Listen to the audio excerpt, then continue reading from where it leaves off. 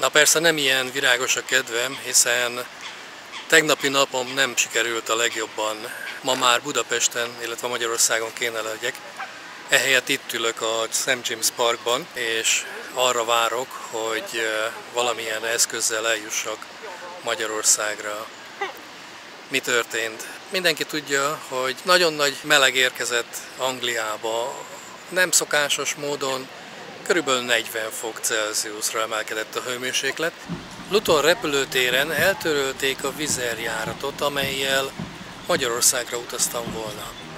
Az utolsó pillanatban természetesen, és 2 ember foglalkozott körülbelül 1000 embernek az átirányításával, illetve az utazásának a újraszervezésével. Nos, nem volt túl sikeres.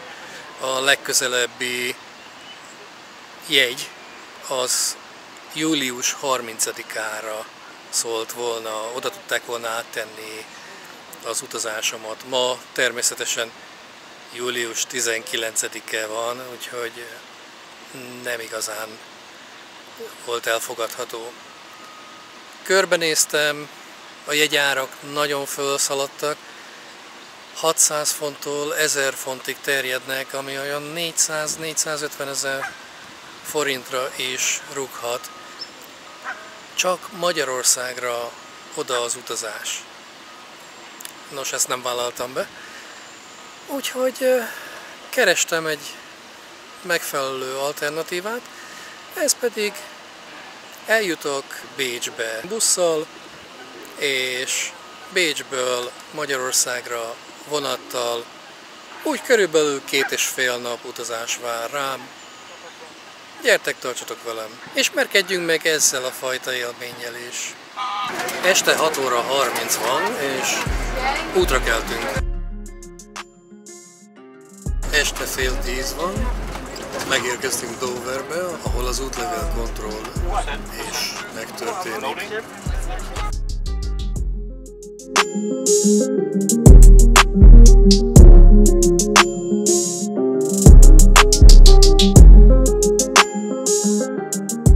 Itt állok a nevezetes fehér sziklák alatt, Doverben. A határon megtörtént a paszport ellenőrzése. Visszaülünk a buszra, amint az ellenőrzés véget ér, és komppal fogunk átkelni a csatornán.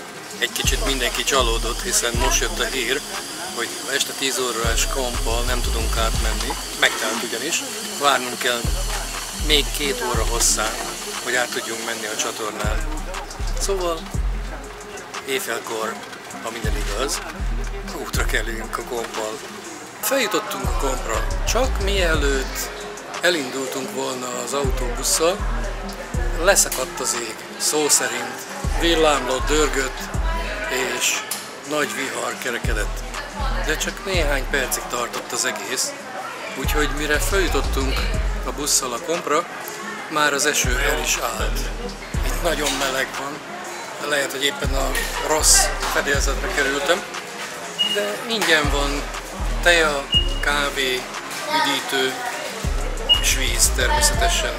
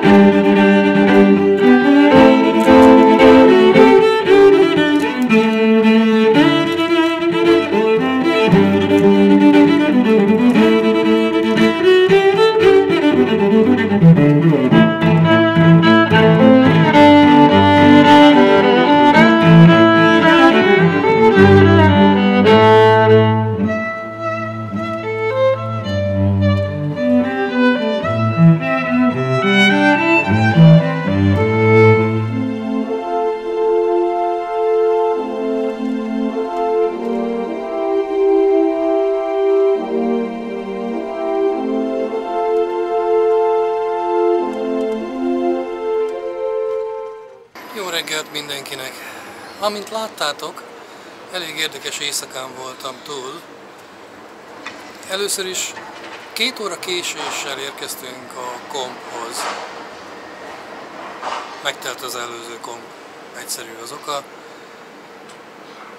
Aztán volt egy 1 óra 40 perc körüli utazás a csatornán. Majd busszal először Bőrsbe érkeztünk, és most fél 7-kor megérkeztem Antwerpenbe, a központi állomáshoz. Elég érdekes, szép helynek tűnik. Sajnos nem maradt sok időm, hiszen a 4,5 órából alig 1 óra maradt, hogy szétnézzek. Eddig azt kell mondanom, hogy nem biztos, hogy a legjobb választás, hogyha így akarsz Magyarországra jutni. Nem volt semmi különösebb gond, csak elég hosszú az utazás, rövid szünetekkel. Persze, hogyha a kompot beleszámítjuk, akkor azért az egy 1,5 óra hosszú a szünet. Nagyon sok minden van a kompon. Duty free-től kezdve a étkezési lehetőségig, tusolási lehetőségig, le tudsz ülni. Ja, hát és azt el kell mondanom, hogy amikor megpróbáltam néhány képet készíteni, akkor ugye a szakadó eső miatt elöntötte a fedélzetet a víz, úgyhogy a cipőm az teljesen áttázott. Amit ugye nem nagyon sikerült megszárítani, mert használtam a kézi szárítót, amit a kézmosóban találsz. Nézzünk szét egy kicsit.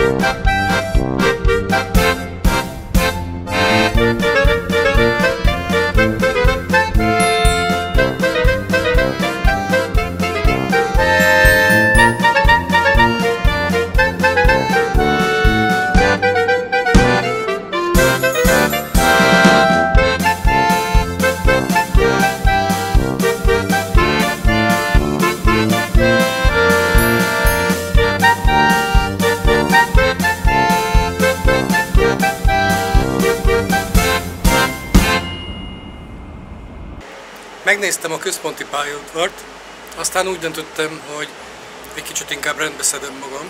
Az egyik hotelben megengedték, hogy használjam a WC-t, 10 euróért szépen megreggeliztem, és most várom a buszt. Megérkezett a busz, amivel tovább megyek Bécsbe.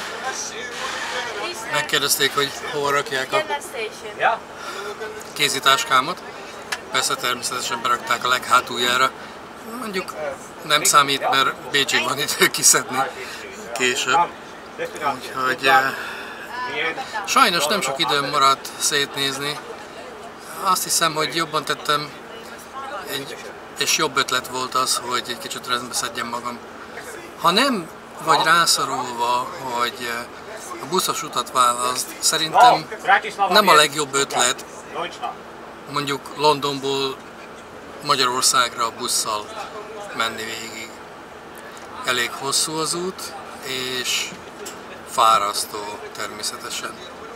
De ha a jó oldalát nézed, legalább szétnézhetsz, világot láthatsz, eljuthatsz különböző városokba. Persze, ha a menetrendet tartják és tudják tartani, akkor van időt szétnézni is egy kicsit. Sajnos nekem erre nem volt lehetőségem. Minden esetre nem olyan rossz ez. Most jutott eszembe, hogy érdemes lenne megemlíteni nektek, hogyha a buszos túrát választjátok és Amsterdamba vagy Hollandiába utaztok, abban az esetben még mindig érvényesek a Covid szabályok. Eltörölték márciusban a teljes korlátozást, de az országba való belépéshez kérhetik azt, hogy teljesen védett vagy 3 oltással, vagy hogy a 2 megfelelő típusú oltással rendelkezel, abban az esetben még kérhetik a teszt eredményt is. Úgyhogy ha Doveren keresztül jöttök, készüljetek fel rá, hogy netán belefuttok egy ilyen csapdába is. Néhány utas van a buszon, az alsó szinten egyedül vagy.